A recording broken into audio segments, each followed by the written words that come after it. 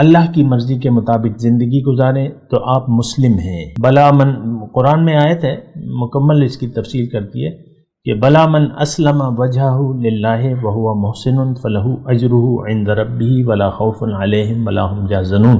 جس نے بھی اپنا سر جھکا دیا اللہ کے حکم کے سامنے اور اس میں یہ مخلص بھی ہے، اس کے لیے اجر ہے۔ آج ہمارا سر اٹھا ہوا ہے، جھکا ہوا نہیں ہے، اور ہم جھکانے کے لیے تیار بھی نہیں ہیں۔ ہم نہ اللہ کی بات سننے کے لیے تیار ہیں، نہ رسول کی بات، نہ کسی عالم کی بات۔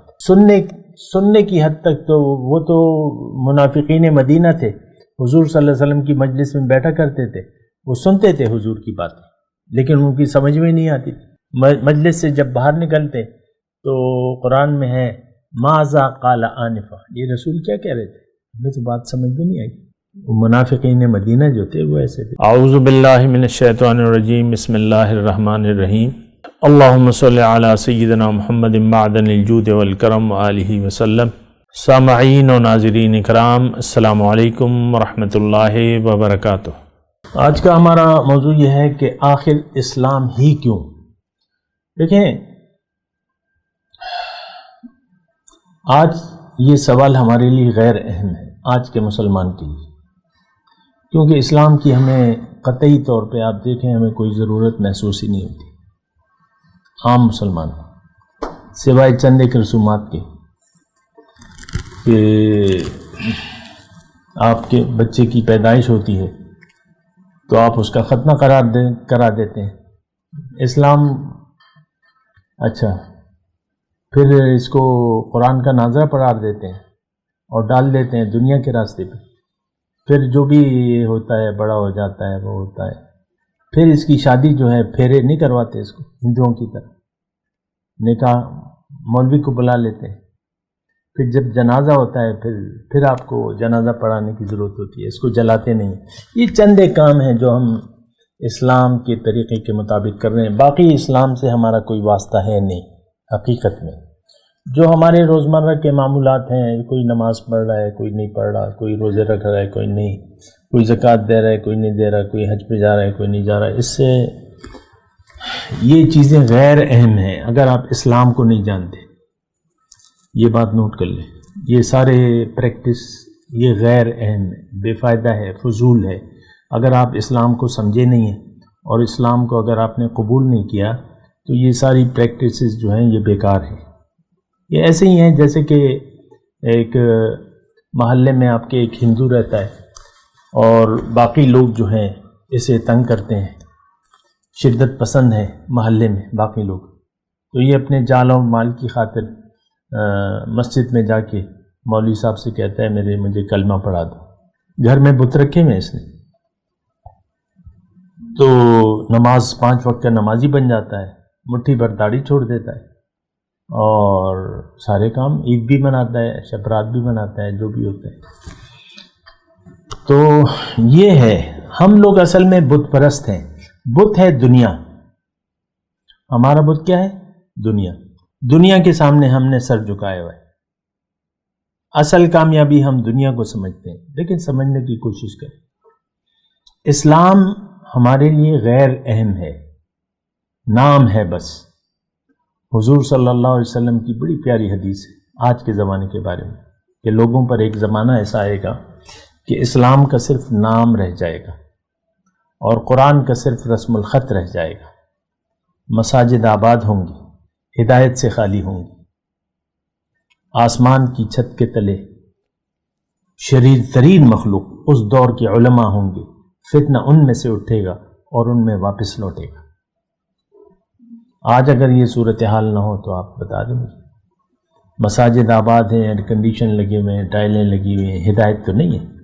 وہ امام خود نہیں جانتا کہ اسلام ہے کیا، آپ کو تو وہ کہتا ہے قصے کہانیاں ہیں، عام طور پہ قصے کہانیاں بیان کی جاتی ہیں یا بس جزوی مسائل بیان کر دیے جاتے ہیں کہ نماز ایسے پڑھو، یہ سنتیں ہیں، یہ فرائض ہیں، یہ ہے وہ ہے۔ اسلام کی حقیقت آپ نہیں بتا سکتے، آپ نیٹ پہ دیکھ لیں، آپ کو یہ ایسا خطیب بتا دیں آج فیس بک والا جو آپ کو اسلام کی حقیقت سے آگاہ کرے، آپ کو اپنی منزل بتائے، آپ کو اپنی حقیقت بتائے، ایسا کوئی نہیں ہوگا۔ فرقواریت ہے یا جو بھی ہے. تو دیکھیں میں آج کا جو موضوع ہے کہ اسلام ہی کیوں. دیکھیں اسلام ہے کیا، پہلے تو اس بات کو نوٹ کریں. اسلام اللہ کی مرضی کے سامنے سر جھکانے کا نام ہے. مختصر طور پہ آپ کو اب اللہ کی مرضی اگر دنیا آپ کی منزل ہو تو اسلام پھر آپ کی ضرورت نہیں ہے. پھر اسلام آپ کے لیے پک اینڈ چوز والا معاملہ ہو جائے گا. یہ جملہ میں دوبارہ کہتا ہوں، اگر آپ اپنی حقیقت کو نہیں جانتے، اللہ اگر منزل نہیں ہے آپ کی اور آپ نے منزل دنیا کو بنا لیا ہے، تو آپ اسلام پھر آپ کے لیے پک اینڈ چوز والا معاملہ ہو جائے گا. یہ کروں گا، یہ نہیں کروں گا، اتنا کروں گا، اتنے نہیں کروں گا، یہ تو میں نہیں کر سکتا، یہ تو نہیں ہو سکتا، یہ تو نہیں ہو سکتا، اور یہ تو میری خاص یہ عادت تو میں نہیں چھوڑ سکتا. ہاں، تو پھر دین کھیل تماشا رہ جاتا ہے. اللہ تعالیٰ نے قرآن میں فرمایا وَذَرِ الَّذِينَ اتَّخَذُوا دِينَهُمْ لَهْوًا وَلَعِبًا وَغَرَّتْهُمُ الْحَيَاةُ الدُّنْيَا. اے نبی آپ چھوڑ دیں ان لوگوں کو، اے داعی تم ان لوگوں کو چھوڑ دو جنہوں نے دین کو اپنے کھیل تماشا سمجھ لیا اور دنیا کی زندگی نے انہیں دھوکے میں ڈال دیا. وَغَرَّتْهُمُ الْحَيَاةُ الدُّنْيَا. تو آج کا مسلمان نے دین کو ایک کھیل بنا لیا ہے، کھیل تماشا. آپ دیکھ لیں ہمارے ہاں جو فرقواریت ہے، ایک عام بات کر رہا ہوں میں، ہر مسجد پہ ایک تختی لگی ہے ایک خاص فرقے کی، ہر امام پہ ایک لیبل ہے، یہ دیوبندی، یہ بریلوی، یہ اہل حدیث، یہ شیعہ، یا یہ فلاں یہ فلاں. ایسا ہے کہ نہیں؟ ہر امام پہ.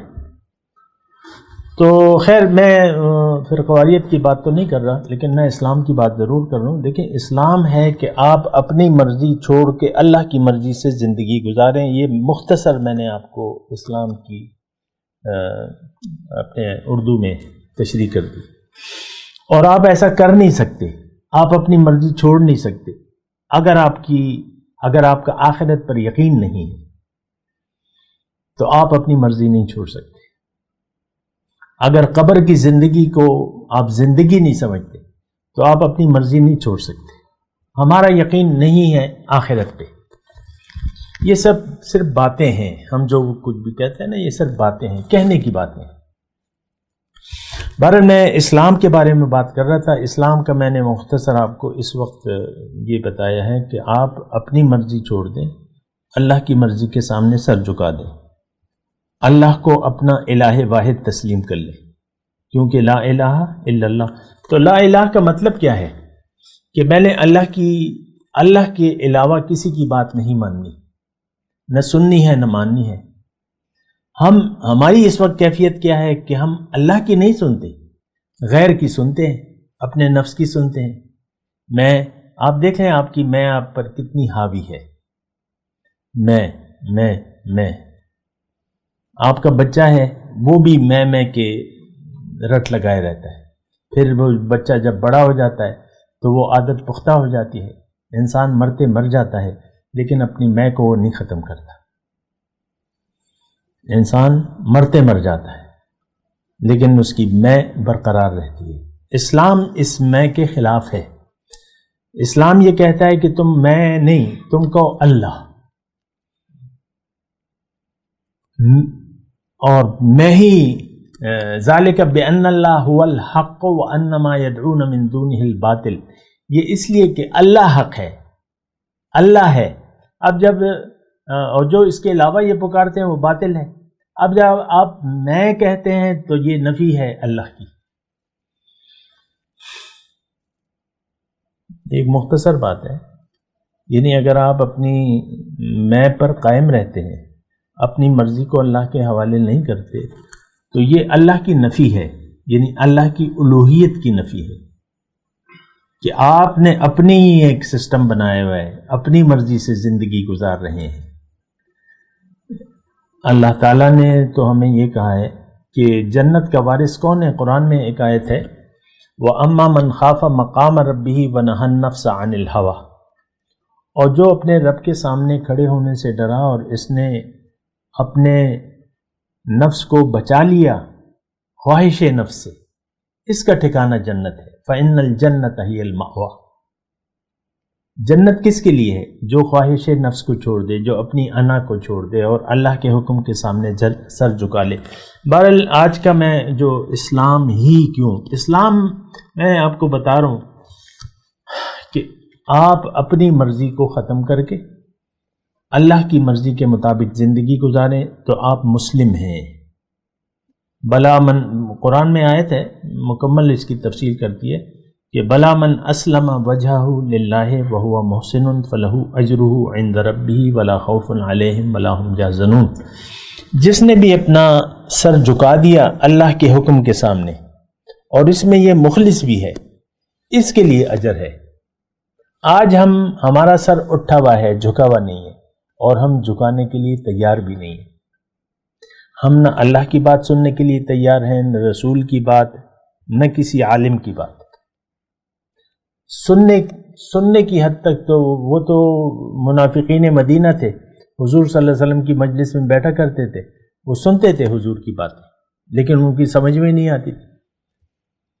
مجلس سے جب باہر نکلتے تو قرآن میں ہے ماذا قال آنفا، یہ رسول کیا کہہ رہے تھے، ہمیں تو بات سمجھ میں نہیں آئی. وہ منافقین مدینہ جو تھے وہ ایسے تھے. بات کرتے ہیں ایک وقفے کے بعد. وآخر دعوانا ان الحمدللہ رب العالمین. مولایا صلی وسلم دائما ابدا علی حبیبک خیر الخلق کلہم.